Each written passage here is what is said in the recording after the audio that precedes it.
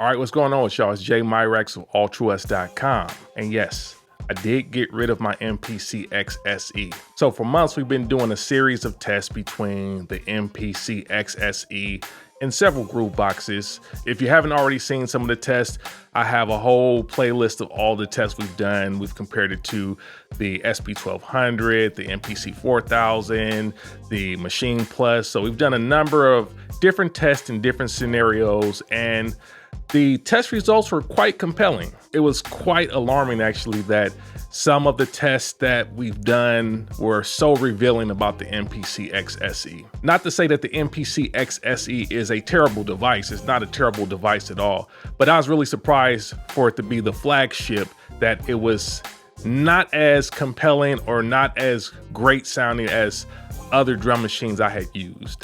I ultimately decided to sell my MPC X SE because when I did some comparisons between the MPC X SE and the MPC One, I realized they weren't really that much different.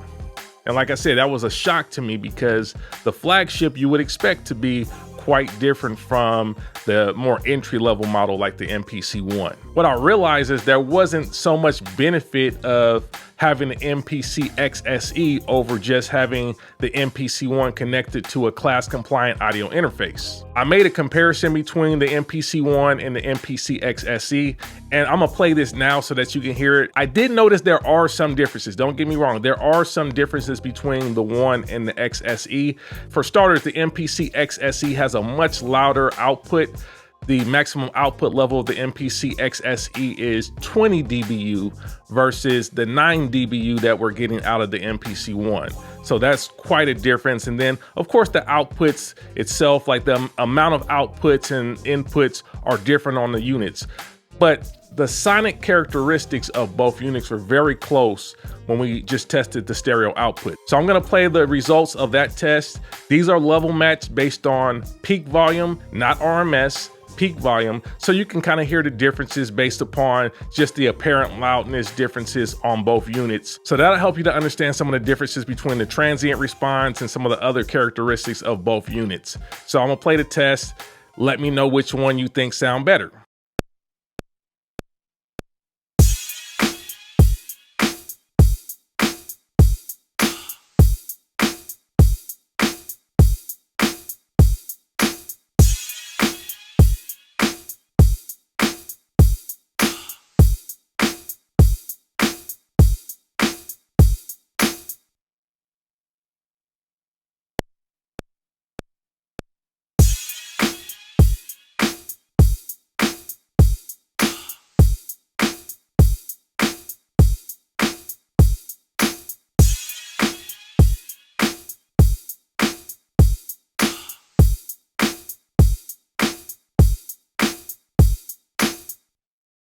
So what did you think? From my ears, the differences were pretty subtle between the MPC X SE and the MPC One. I would say for the most part, the MPC X SE is much louder than the MPC One, which gives it a little bit of an edge there, but also there's some differences in somewhat of the transient response. I would say that at the same volume level, the MPC X SE is a little bit brighter, so that gives it a little bit more edge than the MPC One. So minor differences for me. In the end, most of the information from both units were very similar. Ultimately, I decided that the MPC X SE wasn't worth the money for me. I wasn't getting enough of a difference between that and the One to justify the price difference, because MPC X SE, before they went on sale, was $24.99, and you're talking about what, $7.99 for an MPC One? I could do a lot better, I believe. So I decided to get rid of the X SE and just use the One connected to a class compliant audio interface. And I happen to have a few laying around, so I decided, okay, since I have the Apogee Quartet in here that I originally bought for my iPad in 2018, I said, you know what? That works as a class compliant audio interface. I'm gonna connect it to the MPC One because it's an Apogee. Of course, it's gonna sound better than the MPC-1, so I thought, but I wanted to test and confirm that. So I did a test last week. If you haven't already saw that video, I'll leave a link in the video description here where you can go check out the original short that I did with this comparison test. But it was really interesting to hear what you guys thought was the best sounding one based upon a blind test. And that is why we're doing blind tests, because I recognize that there seems to be quite a bit of brand bias based upon what people believe should be most appealing. I think some people assume that the sample that sound the best to their ears had to be the MPC, which is pretty interesting to me, because that tells me that a lot of MPC users today have blinders over their eyes and something over their ears, some type of veil of bias over their ears, because they automatically assume that the better sounding one is the MPC. So before we get into the results, I just want to give you guys some technical information to make this a bit more objective. I don't want it to be based upon brand loyalty, brand bias, or none of that. I want to really just get to this objective thing that we can look at. So there's got to be a little bit of science, a little bit of data to back what we're talking about here. So let's get into that. So the Apogee Quartet uses the ESS Sabre 32 DAC, which is a digital to analog converter. That is used in many of the Apogee products. That particular DAC is known for its bright, detailed sound.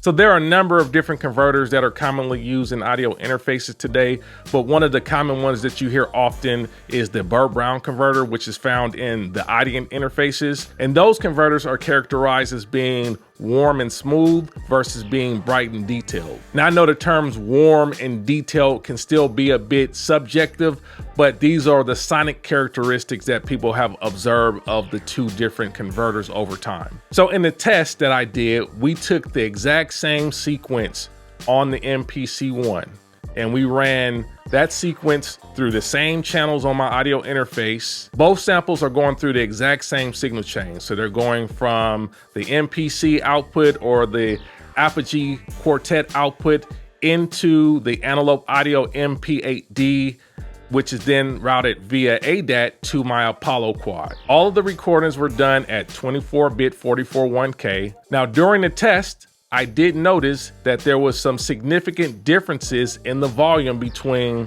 the MPC-1 output and the Apogee Quartet connected to the MPC-1. As I looked more into the specifications, I realized that, well, that's because the MPC-1 has a maximum output of 9 dBu versus the Apogee Quartet has a maximum output of 20 dBu. So that puts the Apogee Quartet at the same maximum output level as the MPC X SE.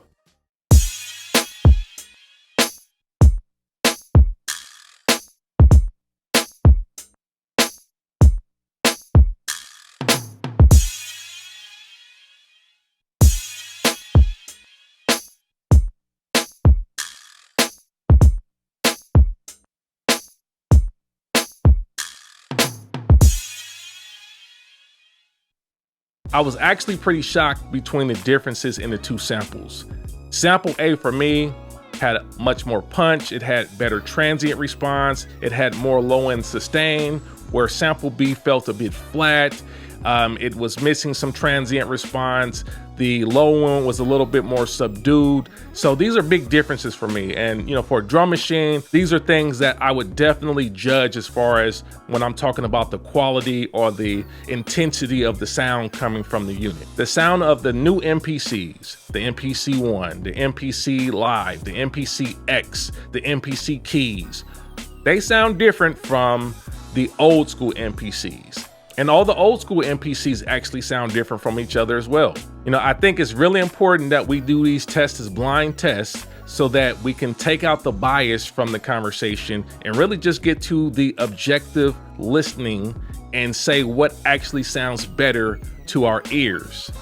Okay, because we're doing a lot of this brand loyalty stuff in this MPC community, especially. It's like, oh yeah, I got the MPC, now I feel like I have something that is sonically superior. which is not always the case. And I want to show you that there are opportunities to improve the sound of our units if we understand what we're getting, where it's lacking, and how to improve it. And that's what this video is about, is helping you to make a better decision about how to improve the sound coming from your modern MPC. So the results. If you can't already tell by now, sample A was the Apogee Quartet connected to the MPC-1. Sample B was the stereo output of the MPC-1. My recommendation for music producers that are serious about their sound is to invest in an external class-compliant audio interface that you can connect to your modern MPC. Now, you can use a whole range of class-compliant audio interfaces, but the reality is you should try to go for something that is higher end if you want a higher end sound. That is one of the biggest benefits of the modern MPC, is that you can choose what level of quality you really want to work at today. You're not stuck with whatever converters they gave you on the unit. So my recommendation would be to go for something higher end, because you can tell from sample A versus sample B in the last test, if you get a higher end converter, you're going to get more detail, more punch, and better low end response. I still recommend Apogee.